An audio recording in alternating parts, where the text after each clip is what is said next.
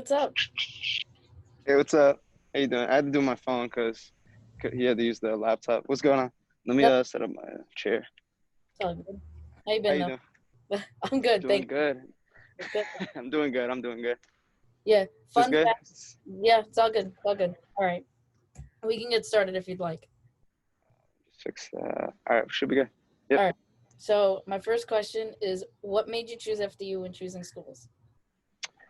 Well, and I say this a lot during. So I'm a member of the Silverman College of Business, Mhm. and I always speak in their student panels. So when I get this question asked a lot, and really, the real purpose of me choosing FDU amongst 10 other options that I had in front of me was Mhm. the fact that one, it really helped me with financial aid, gave me a great scholarship to Mhm. help support my family, and leave me not in a terrible situation with debt at the time, but also the fact that it had so many endless opportunities, especially in my field of business, which I'm going in for accounting. We're right here by New York City, and we always do trips. I remember my freshman year, I got to go visit, a very good bank, but they also had a joint presentation with Ernst and Young, which is now where I'm going to be interning this summer, which was a huge success and a goal of mine from the get-go. Mhm. That was really the purpose of why I chose this university, and I'm glad I stuck with it. I'm glad. I mean, congrats on the internship. Mhm. Uh, Second, what started your love for basketball? It's a great question. What really started my love was the fact that, I started it from a young age that like I just loved like the game. Like I remember I had the little like Tykes little basketball hoop. My mother got it for me. And she used to tell me I used to go crazy trying to dunk on it or do like the Granny Smith, basketball shot. And even when I got my first basketball hoop in the backyard, I just loved playing the game. What really inspired me with the game itself, obviously not for the fact of just playing it, was that I was just in awe of the sport. The first player I really watched was LeBron James, especially when he was with the Cleveland Cavs at a young age. Yeah. And I remember watching in the playoffs they had faced the Orlando Magic, and this Magic team was a great team with Dwight Howard, Hmm. Turkoglu, and a lot of others. And he had hit the biggest buzzer beater, which really propelled his career and what kind of cemented him in that like talk of why everyone's talking about like who's the GOAT, Michael Jordan, LeBron James, and that's really one component of it. So when I saw that shot, I was just like, damn, this is an awesome sport, and like anything could happen. Yeah. So I just love it. Hey, I love it too. I don't. I used to play, but I don't play anymore. All right. Third question. I'm sure you get a lot, but what's the journey? What does your journey look like when it comes to going from a mascot to a team manager, and now a player on the team? Yes, and a lot of people, like you said, yes, they've asked me like, how the hell did you get here? And I'm just, I'm the same way. I'm just like, you know what? I had to work through many different steps throughout college. Not even just being the mascot first. Like when I first joined this university, all I was thinking about is, how can I really, cement myself in becoming the best student I possibly can. So what I was doing was just being actively involved on campus, joining student government association, different orgs in business, and also being very heavily involved with events on campus. I didn't want to just be a boring, at the time I was a commuter, so I didn't want to be a boring commuting student where I was just going to class and going back home and not, experiencing a great college experience. So when I got the offer on the table by Eddie Davies, who was one of the staff members at the time, he had told me, we're looking for a person to, help participate as the mascot, which was Knightro. And, they gave a small scholarship, and, a small scholarship to me is very beneficial. You know what I mean? Like it saves you money regardless, no matter the size and the quantity.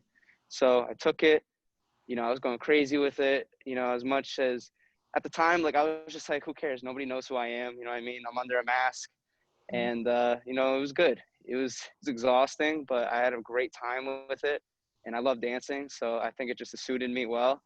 And during spring break, I was studying. This is a crazy story. So I was studying for my accounting exam, and this is like I took accounting very seriously, any course, and I got the text from one of the other staff members, and she had asked me, Sal, would you like to come to March Madness?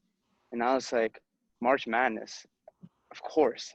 Like this is a bucket list moment. I've always watched March Madness, and watched many of the greats that are in the NBA now having crazy moments in March Madness. So I was like, absolutely. Next thing you know, I'm at March Madness. I'm meeting many different people, especially in Greg Herenda's family, and they all loved me. They were just like, we love, like Knightro is such a charismatic, fun person, and he can dance well, because they never had like a great dancer. No offense to previous Nitros. It's all good. But that is what they were saying, and I felt like, you know what, people at the time, or like even now, they would be like, why would you take an embarrassing role? And in my opinion, I just felt like, you may look at it as embarrassing, but to me, I felt like that was so beneficial into my road ahead in my journey, because I got made so many connections to that position, got to, complete a bucket list moment, and now I got to move up. So I moved up to being the manager. They all loved me as Knightro. So they were like, why not join the team? Because I love basketball. And at the time, I was taking a lot of courses. So with my schedule, like, I didn't want to go everywhere, because being Knightro, you gotta go to every game. You gotta go to soccer, volleyball, basketball, baseball, etc. Yeah. So it's a lot on your plate there. And being the manager now I got closer with the team. I got closer with the players, and they loved me. Like, I was always that guy to just help them out for anything, rebound for them, get them drinks, help deliver food for them after games. And, they kind of respected me for it, because, a lot of people wouldn't just take that position. I wasn't getting paid. Mm-hmm. I was getting volunteering hours when to be honest, I really don't need it right now, but I just did it for fun. And I think, like, in my opinion, I thought that taking that role is now what made even more connections, just like how I took it from Knightro. Yeah. So now this year, of course, we're going through a global pandemic. I've been working very hard off season as well. I told you, I applied for that huge internship and I'd received it. I was still also working as manager, trying to help with the players, communicate with them, see how they were doing. Because, a mental state during this time period is very important. And, Absolutely. it's very good to have great mental health. So I was always with them. I was talking to them. If they ever needed me, I got their backs. Mm-hmm. Coach Herenda had reached out to me, asked me to go to his office. And, at the time, I was just like, he usually doesn't do this. Am I in trouble? Like, I don't know what's going on. Yeah. So he had reached out to me, and he had asked me, we saw you. I always practice with the players too, like off season too, Mm-hmm. especially last season before like any of this pandemic was happening. Yeah. And, the players needed an extra person for the practice team, to start off. Mm-hmm. And they really respected me. They respected my game, because I wasn't a ball hog or anything. Like, I was just a team player, just the same way I was a manager. I was always helping with the team. And, I got the tryouts to walk on. And, like I say all the time, God is good. That opportunity was in front of me, and I took it. And now I'm a walk-on player for the FD Knights. There you go. It's actually a great segue into my next question, because I was going to ask, what process like? So, what was it like? So that process, and I'm still going through it now, because I'm not, officially cleared to play in game yet. I'm Mm-hmm. still going through like non-contact drills and lifting, but the process is amazing. I mean, I'm getting the whole D1 experience, and I would have thought of it. Back in high school, I mean, I experienced a lot of injuries. Freshman year, I broke my ankle. Sophomore year, broke my wrist. Junior year was kind of like a rebound like year for me, just to see where my potential was, but I never was taken seriously. And, I say this like a wholeheartedly, and I never diminish or talk negative on others. But, at the time, I was really down on myself. I never, especially with basketball, I was starting to lose the love of the sport, and I hated that feeling. So during my senior year, I knew it was my last year. I wasn't getting any college looks, of course, and I wasn't ranked anywhere, no stars, etc. I wanted to give it all I can, you know what I mean? And I did. I was starting off very small. I was getting maybe 2 minutes in the beginning of the season.